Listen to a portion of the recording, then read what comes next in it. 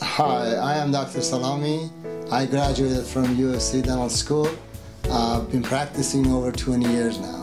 Hi, my name is Dr. Abbas Iftikhari.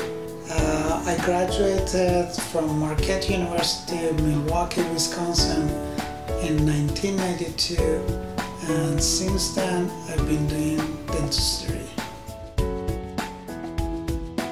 Here at United Dental Care, I look at my patient as a family member. United Dental Care, we have the latest technology and we are fully digital dental office.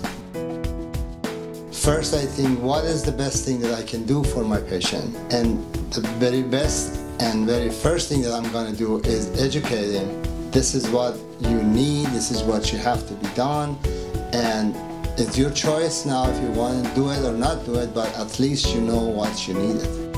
Our team have been handpicked and they go through rigorous training to be the best and take care of you. I will believe that they will join us because in United Dental Care, we care for the patient.